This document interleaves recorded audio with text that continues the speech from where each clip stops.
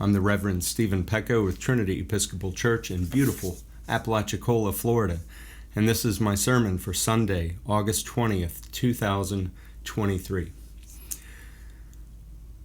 You've heard the phrase, actions speak louder than words.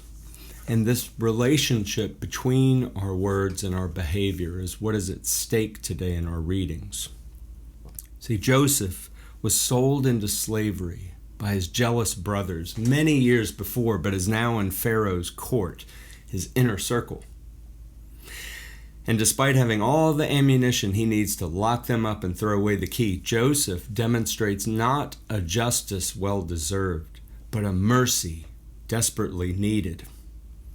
Paul, too, discusses mercy despite our disobedience, but I want to focus mostly on the Gospel of Matthew today.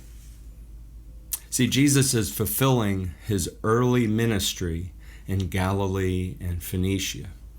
The passage begins with Jesus at Gennesaret, which is the Sea of Galilee, where he begins to bring the debate between words and actions to the fore. He says, "It is not what goes into the mouth that defiles a person, but it is what comes out of the mouth that defiles." Here Jesus is calling to task the teachings of the Pharisees, who are saying that the disciples are breaking tradition of the elders, not washing hands before they eat. And Jesus puts the Pharisees in their place, telling them that they have broken tradition by not following God's commandments. The Pharisees seem to have conflated words and actions with a relationship with God that is not what God intended. So what does God intend for us? If it isn't following the laws handed down by the elders as a way of demonstrating our fealty, what is it then? Well, we get the answer in a most unexpected person from a most unexpected place doing the most unexpected things. A woman from Canaan is shouting at Jesus and will not stop shouting for mercy from the Lord, the Son of David. This is long considered to be one of the stories edited very little over the centuries and likely very close to the original manuscript because it paints Jesus in such a strange light and a woman in such a strong light. Now, historical context helps. First, a woman at the time was seen and not heard. Second, she's described as a Canaanite, which is the traditional enemy of the Jews. Now, in Mark's gospel, she is described as a Syro-Phoenician woman. Third, she's not supposed to speak to strange men, much less yell at them from across the room. So the disciples are irate, for she will not keep quiet and begging for mercy for her daughter tormented by a demon. I'm going to offer two interpretations of Jesus' response here. Both challenge the attributes we commonly ascribe to Jesus. In the first, we observe the story from afar, where Jesus is challenged and changed when his words are put back on him. In the second, we're pulled into the story when Jesus gives us a taste of our own medicine. So this first interpretation is the woman's persistence in calling out Jesus as God's manifestation of power and authority on earth.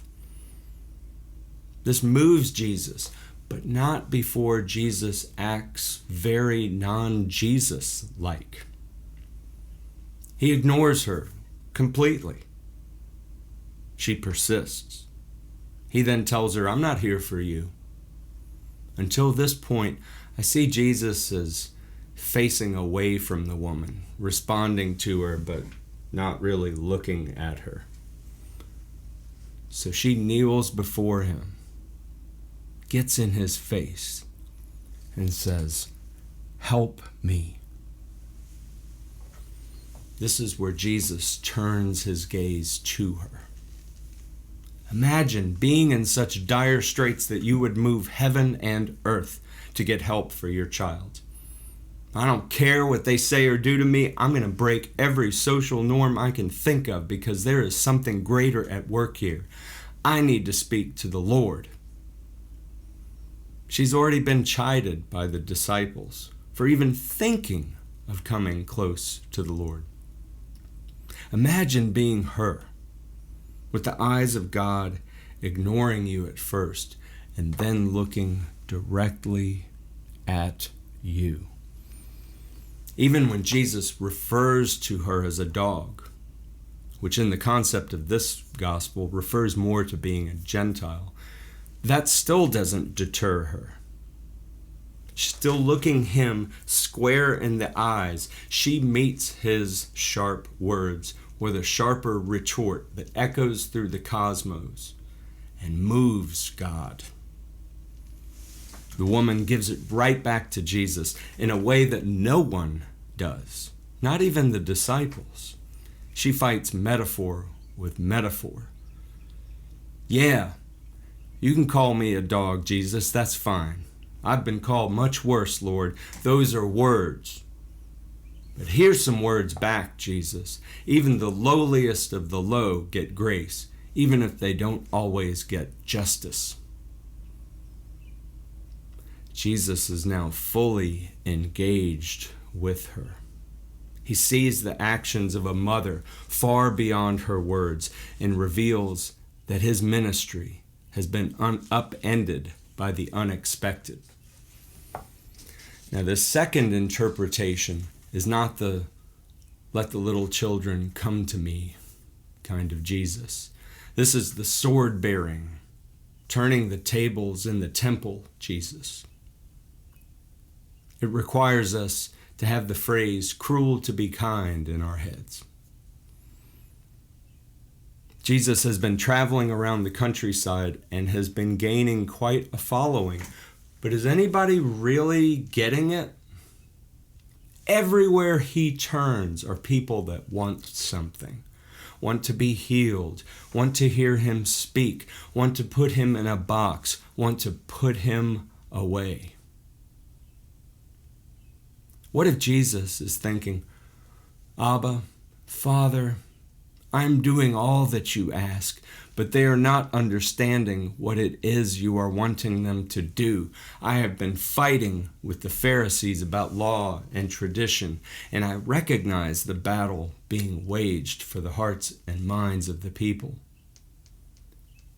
And so this Canaanite woman presents him with an opportunity. What better way to show the people how they're thinking about the laws and tradition of Moses and the elders are not what God intends? What better way to show that actions speak louder than words? By turning their cruel actions and words back on them. In this dialogue with the Canaanite woman, Jesus is saying to all of us, see, this is how you have been treating your fellow man.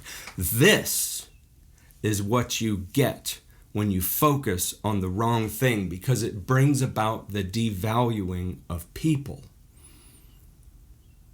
But everyone has value. Even the people who don't look like you, love like you, talk like you, or feel like you. The people unfamiliar to your sensibilities. Jesus uses these unexpected words to turn an unexpected situation into a moment of grace and dignity that we must see. Jesus holds a mirror up to the world, one that is a perfect reflection of all we try to hide as someone else's problem, someone else's job. So for now, consider how your words and actions are connected. Are they in a straight line? Are they even linked? When you say you love God, does your life bear that out? Would Jesus point to you, face the crowd and say, "Great is their faith"? How would you answer the Pharisees who ask, "Well then, what does your God intend?" For me, I know I have my answer. To love the Lord your God with all your heart and with all your soul and with all your mind. This is the greatest and first commandment, and the second is like it. You shall love your neighbor as yourself. On these two commandments hang all the law and the prophets. Serve the God that loves the least of us as much as he loves the rest of us, and you'll be well on your way.